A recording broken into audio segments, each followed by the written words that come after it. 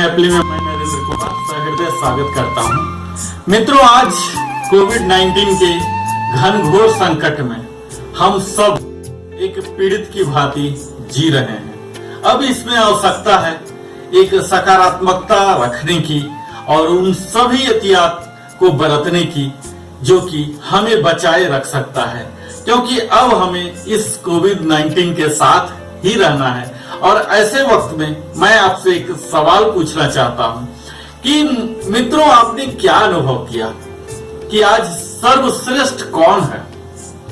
मित्रों, ज्यादा समय गंवाते हुए नहीं, मैं आपको उत्तर भी बता दे रहा हूं। मित्रों, आज यह बिल्कुल ही स्पष्ट हो रहा कि हमारा प्रकृति ही सर्वश्रेष्ठ है। वही सबसे बड़ा मालिक है, वही सबसे बड़ा शिक्षक है, क्योंकि वही हमें आज एक नई जीवन शैली सिखा रहा है और हमारी बुद्धिमानी इसी में है कि हम कितना जल्दी इसे सीख लें। वर्ड्सवर्थ ने अपनी कविता में लिखा था, प्रकृति को अपना शिक्षक बनाना है, let nature be our teacher. हम प्रकृति की ही गोद में स्वयं को सुरक्षित रख सकते हैं। मित्रों, प्रकृति हमारे मस्तिष्क को शकल देती है और हमें सोचने के ढंग को और भी सुरुचिपूर्ण बनाती है। चंद्रमा, तारामंडल, बर्फ से ढकी पर्वतमालाएं, नदियां, तालाब, कलियां इत्यादि प्रकृति के हमारे लिए दिए हुए उपहार हैं। राजसी व आकर्षक दिखने वाले ये उपहार हमें जोश और उमंग का संचार कर देते हैं। ये उपहार हमारे मस्तिष्क को ताजगी और आराम प्रदान करता है। इसी कारण विभिन्न कवियों ने अपनी कविताओं में प्रकृति के उन सुंदर उपहारों की सुंदरता को सजीव किया है। सूर्योदय का प्रभाव दृश्य किसी सुंदरतम दृश्य को ही उपस्थित करता है। हरी घास पर ओस की बूंदे मोतियों का परिदृश्य उभारती है। पुष्प, फल और वृक्ष सूर्य की किरणों में चमकदार और खूबसूरत नजर आते हैं। मित्रों, आज आप देख रहे होंगे कि कोविड-19 के कारण जो लॉकडाउन हुआ है, इसमें हमारे प्रकृति को, पर्यावरण को कितनी सुंदरता मिली है। हमने प्रदूषण करना बंद कर दिया है, जिसके कारण हमारे सेहत भी बेहतर होंगे, हमारे पशु पक्षियां मित्र भी बेहतर महसूस कर रही हैं। आप देख रहे होंगे कि तरह तरह के प्रकृति में कितने सकारात्मक बदलाव आए हैं। यह सब हमारे प्रकृति की सर्वश्रेष्ठता को ही प्रदर्शित करता है। वृक्षों में चहचहाते परिंदों के समूह को अपना ही एक अद्भुत संगीत आप देख रहे होंगे। तारों भांति रात में आकाश किसी नीली चादर की भांति प्रतीत होता है, जिस पर बेशकीमती रत्न जड़े हुए हों। चंद्रमा इस दृश्य को अपनी जीवंतता से भी मुखर व सुंदर बना देता है। प्रकृति द्वारा जीवन को संवारा भी जाता है और नष्ट भी किया जा सकता है। जैसा कि हम सदियों से जानते रहे हैं, प्रकृति का साथ मनुष्य के लिए जीवन पर्यंत की आवश्यकता है।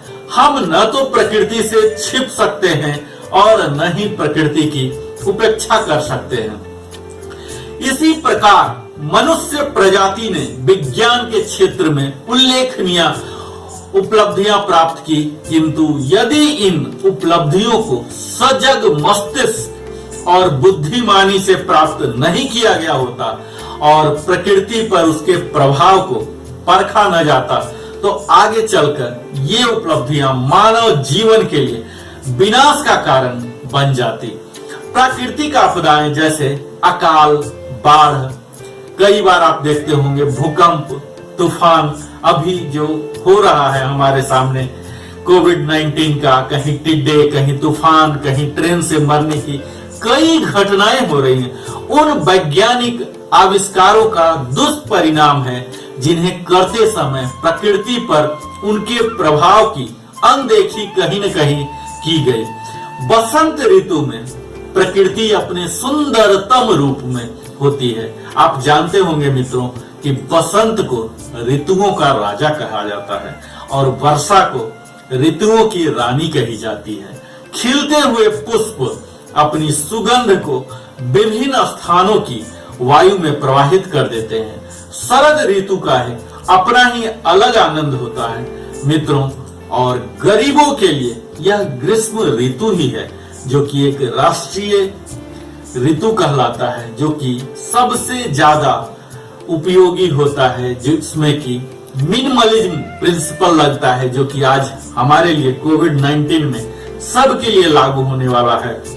यह ग्रीष्म ऋतु ही है जिसे कई लोग पसंद नहीं करते हैं मित्रों, पर यह ग्रीष्म ऋतु ही है जो कि बाकी सभी बसंत ऋतु, वर्षा ऋतु के लिए एक पृष्ठभूमि तैयार करती है, जिससे हमें यह संवाद मिलता है मित्रों कि उस कष्ट में ही, उस संघर्ष में ही हमारा सुख भी छिपा हुआ। आज हम जो भी इस कोविड-19 में संकट में बीत रहे हैं, इसके आगे निश्चित है हमारे खुशी के दिन भी आने वाले हैं। जरूरत है हमें धैर्य रखने की, सकारात्मक बने रहने की, उत्पादक बने रहने की। ठंडी हवाएं वृक्ष के पत्तों के मध्य से गुजरते हुए मधुर संगीत की रचना करती हैं। बर्फबारी का भी अपना ही आकर्षण होता है। हवाओं का बहना, तैरते हुए बादल, इंद्रधनुष व झरने हमें यह याद दिलाते हैं कि सर्वशक्तिमान ईश्वर ही सबसे महान रचनाकार हैं। इसी कारण सर टॉमस ब्राउन ने भी लिखा है, प्रकृति परमात्मा की कला है, nature is the art of God. इससे बिल्कुल स्पष्ट हो जाता है मित्रों कि मनुष्य एवं पशु पक्षी ही नहीं, वनस्पति भी प्रकृति द्वारा अनुशासित हैं, और हमें इस अनुशासन का, इस शिष्टाचार का अवश्य पालन करना चाहिए, तभी हमारा अस्तित्व बना रह सकता है। इस प्रकृति के संरक्षण की दिशा में हम सबों को यथासंभव योगदान भी करना चाहिए। इसी कारण प्रकृति की शरण में जाकर कोई भी रोगी स्वास्थ्य लाभ प्राप्त कर लेता है। अवसादग्रस्त व्यक्ति को भी यदि यह ज्ञान हो जाए कि उसकी प्रकृति का रहस्य क्या है, तो वह भी अवसाद से मुक्ति प्राप्त करता है। इसी कारण प्रकृति को सर्वश्रेष्ठ चिकित्सक भी कहा जाता है मित्रों। तो आज हम आपके सामने प्रकृति की सर्वश्रेष्ठता कि वह शिक्षक भी है, चिकित्सक भी है, मार्गदर्शक भी है और संरक्षक भी है। तो इसीलिए हम सबों का भी इस संकट की घड़ी में कर्तव्य बनता है मित्रों, इस प्रकृति के संरक्षण के लिए, इसे बचाने के लिए हम सब प्रयास करें। बहुत बहुत धन्यवाद मेरे साथ बने रहने के लिए। मुझे उम्मीद है आप सब स्वस्थ होंगे और कोविड-19 के जंग में हम सब शीघ्र ही विजय प्राप्त करेंगे। इसी शुभकामनाओं के साथ सौ प्रेम धन्यवाद नरेंद्र कुमार की ओर से।